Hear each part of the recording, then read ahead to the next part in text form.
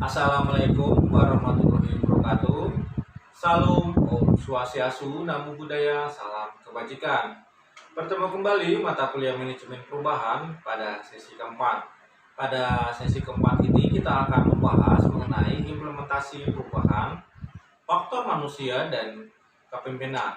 Di mana pada sesi ketiga yang lalu kita telah sama-sama membahas mengenai konsep manajemen perubahan dan implementasi perubahan organisasi.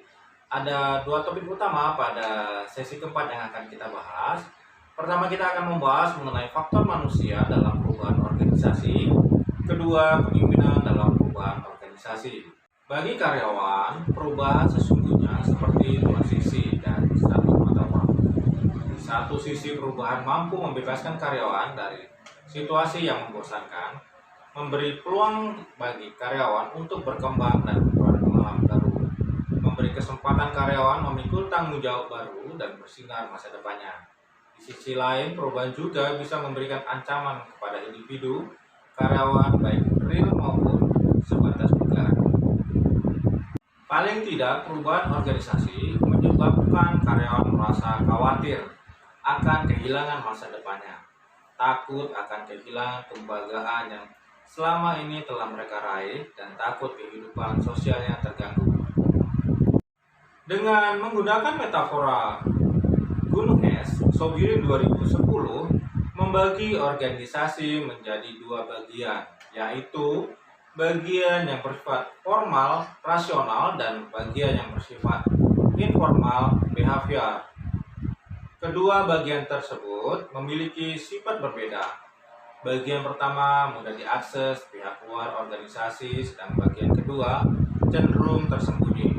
Meski demikian, keduanya selalu hadir berdampingan dan memiliki peran yang seimbang dalam memajukan kehidupan organisasi. Akibat terlalu fokus pada aspek formal rasional, pada umumnya manajer tidak dapat melihat sisi lain yang bersifat non-rasional. Padahal dampak yang ditimbulkan aspek non-rasional terhadap keberhasilan perubahan organisasi seringkali justru jauh lebih besar. Kecenderungan seperti inilah yang ditenggarai menjadi penyebab utama kegagalan perubahan organisasi. Karena itu, selain mengandalkan rasionalitas dalam pimpinan perubahan, seorang manajer juga dituntut memiliki tingkat sensitivitas yang tinggi terhadap dinamika psikologi karyawan dalam menyikapi perubahan organisasi. Karyawan adalah sosok yang memiliki kepentingan dan emosi, serta membutuhkan inspirasi dan motivasi untuk berubah, karena sebelumnya sudah tertanam lama sebuah mindset sebagai penuntut hidupnya.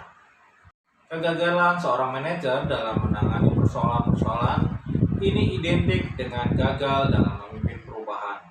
Skema memiliki beberapa fungsi. Conover dan Freedom 1984 diantaranya. Yang pertama, skema memungkinkan seorang memiliki pengalaman dalam organisasi. Dalam hal orang tersebut mampu mengurutkan elemen-elemen lingkungan yang merefleksikan struktur skema yang relevan dengan pengetahuannya. Skema mempengaruhi jenis-jenis informasi yang akan diingat kembali dari ingatan-ingatan yang sebelumnya telah tersimpan dalam memori. Ketiga, struktur dari skema merupakan dasar untuk mengisi informasi yang hilang sehingga seorang tidak sekedar menerima informasi yang ada.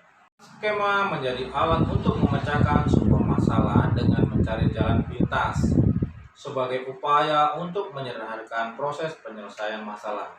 Terakhir, dengan membandingkan realitas dengan harapan, skema dapat digunakan sebagai dasar untuk mengevaluasi pengalaman seseorang.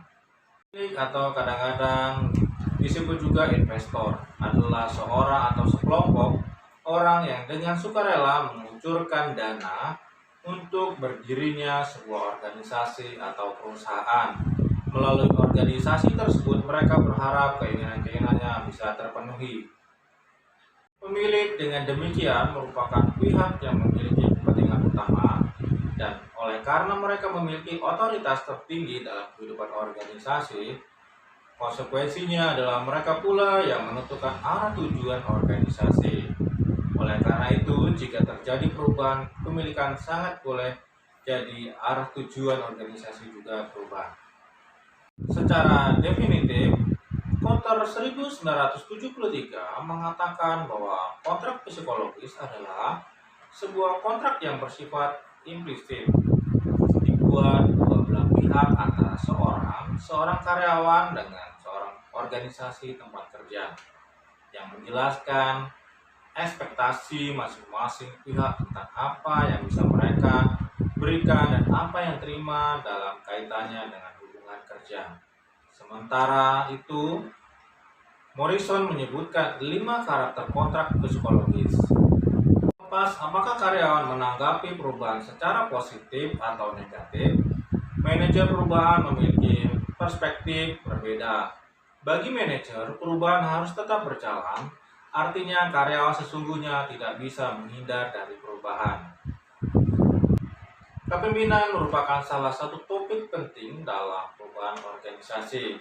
Dalam banyak hal, keberhasilan atau kegagalan perubahan organisasi mencapai tujuan yang diharapkan biasanya tidak bisa dipisahkan dari kualitas pimpinan, dan sangat penting pada kemampuan sang pemimpin memainkan perannya. Begitu penting masalah kepemimpinan dalam perubahan organisasi. Menjadi pemimpin selalu menjadi fokus atribusi terhadap keberhasilan atau kegagalan perubahan organisasi.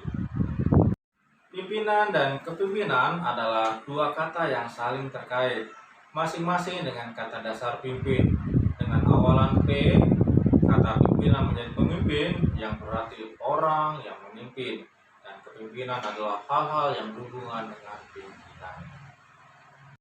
Berkaitan dengan kehidupan sebuah organisasi, pertanyaan dasarnya adalah mengapa kepemimpinan masih diperlukan, padahal organisasi itu sendiri telah tertata dengan baik, telah memiliki struktur organisasi yang menjelaskan siapa harus melakukannya apa, mengapa tujuan yang harus dicapai telah dinyatakan seorang dengan jelas, dan memiliki momentum untuk menjalankan itu semua.